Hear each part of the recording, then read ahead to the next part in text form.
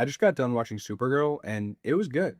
Could have been better, though. Now, before going into this movie, I was a massive fan of James Gunn's movies. Suicide Squad, Superman, all bangers. I remember walking out the theater for Superman, and I had just so much happiness and hope. It really hit me. Just one of the most joyful movies I've ever seen. Great movie. So when I heard he was the head of DC, I was like, hell yeah. Give this man the keys, let him run with it. I believe in anything he does. And he didn't direct Supergirl, but he oversaw everything. I really wish he directed it, but nonetheless, it was still a good movie. Let's start off with the good stuff. I thought the intro was pretty good. Seeing Ruthie's family die is tragic, and so you understand where she's coming from the whole movie, where she wants revenge. The intro also shows Supergirl as a character. She's pretty funny, has a lot of aura, but has her flaws too. She's basically an alcoholic, and we don't really know why yet, but that's explained later in the movie when we see her past and how Krypton got fucked up and there was kryptonite radiating from the ground, making everyone sick. And then she had to leave in one of those escape pods and leave everything behind. The only thing she brought with her was her dog, Crypto. That actually got me. I was pretty sad watching that. So that was a fantastic scene. Just really good. One thing that Supergirl does is just explain things as the movie goes on. So instead of having that scene of her past at the beginning of the movie, we get it like maybe 40% into the movie. And it's an interesting choice. I think I would like it better if we saw that at the beginning, because then we'd understand why she is the way she is right from the start. But nonetheless, still an interesting choice. But yeah, in the intro, we learn that Supergirl is a good person, but kind of tries to cover it up. And that's pretty interesting because that's literally what her mom tells her to do. You don't have to be nice, but you have to be good. And that's exactly what she is. I also really do like the contrast from Superman to her, where Clark always sees the good in everyone. Supergirl sees what she says is the truth. And I think that's a really interesting difference between the two characters. So yeah, that was good. Because going into this, I didn't really know much about Supergirl, and I kind of thought she would be like the same, but no, she's totally different from Clark. And I think this whole movie still had like the James Gunn vibe with the music, which I really love, but at the same time had its own kind of darker twist. The visuals weren't as saturated as Superman, but it still felt like a DCU James Gunn movie, if that makes sense. So yeah, really like that about Supergirl too. Now, this is something I have to emphasize, because I saw it in Superman and now I'm seeing it in Supergirl. These incredible fight scenes that are filmed in one take need to be in every action movie. Normally, basic action doesn't entertain me, but these one-cut movement camera shots, fantastic. Love it. Please keep that going. It's great. Now I want to get into my favorite scene in the movie, and it's where Kara is set up by these two parents and try to exchange her and Ruthie for their daughter, which is, I guess, reasonable. So at the end of the day, she fights back, does her best to attack these villains, she frees all these girls, and things look like they're going well. Until the villain kills the girl. You see Supergirl fail at saving everyone. And then you see Ruthie yell at her for the decisions that Supergirl made. And then Supergirl just flies away and screams in space. That scene was fantastic. That's probably one of my favorite scenes in a superhero movie ever. Just because shit wasn't perfect. She failed and it fucked her up. She was very upset about it. And so now you're thinking, if she can't even save this girl, how the fuck is she going to beat the big villain at the end? So yeah, great stuff. And you see the flashback of her past life before this. So the emotions are high because you just watched her leave Krypton and leave everything behind. All she got is her dog. And now you see her fail and it ends up leaving someone dead.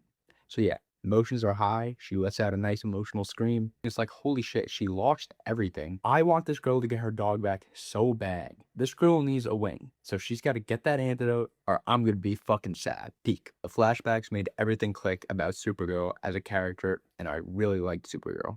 She's an awesome superhero with what I think is a really unique backstory.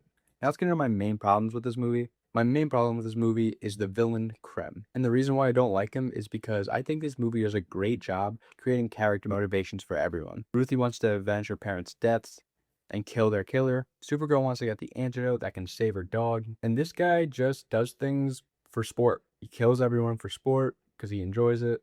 The reason he wants to kill Supergirl is because it would be cool to have a Kryptonian on his trophy case, I think is what he says. Literally killed this girl's parents. Killed Ruthie's parents literally for no reason. This guy really just doesn't have a motivation for anything he does. Compared to Thanos, who like genuinely believes what he's doing is the right thing to do. And you understand where Thanos is coming from, even though you might not agree with what he's doing. That is when you get a great villain. This guy, I will never think about again other than, oh, what's a bad villain? Oh, that guy. He sucks. So yeah, just a poorly written villain. And then when you have a bad villain like that, it kind of tanks your whole movie. Look at The Dark Knight. Why do people remember that movie so much? The fucking Joker. All these great super. Same with Avengers. It's fucking Thanos. All these great superhero movies are amazing because they have great villains that have clear motivations that actually make sense. Joker wants to prove to Batman that everyone's bad just like him. It's personal.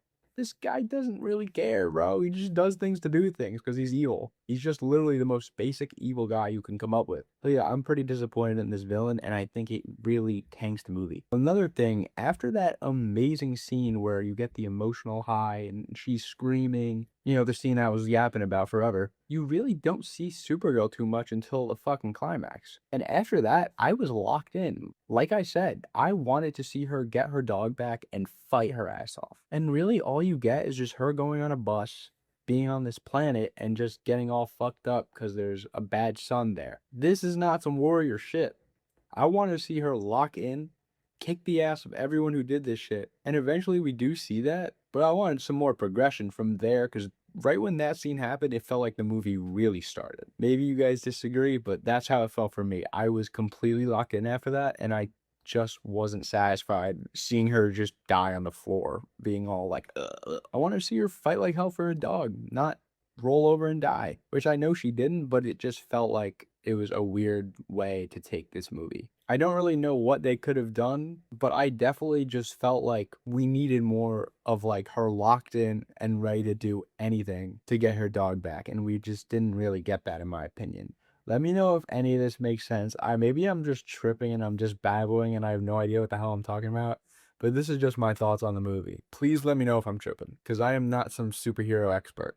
But now the final thing that I didn't like is that Jason Momoa's character was just not needed at all for the story. He doesn't help anyone's character arc really. He doesn't do anything. He doesn't even complete his goal of killing the guy. He just passes him to Ruthie for like no reason. Like, why all of a sudden is he like, yeah, I'll let her get her revenge? You weren't like that the whole movie. You were locked in on killing this dude, and now you're all like, oh, whatever, I don't really care. You can kill him instead. So yeah, that was weird to me. I just think he had no purpose really in this movie, and he was written in just because he's a pretty cool character, and they can cast Jason Momoa as him, because I thought he was pretty useless. But yeah, that's the video, guys. That's my thoughts on Supergirl. I did really enjoy this movie. There were some scenes that really had me amped up and ready to go. I felt like I was gonna fight with Supergirl, like pop, pop, pop. So yeah, that's the video, guys. If you enjoyed it, please give it a like. Maybe subscribe if you're thinking about it. My skit channel where I get my comedy on is linked in my description. So make sure to check that out. And that's it. I'll see you in the next one. Peace.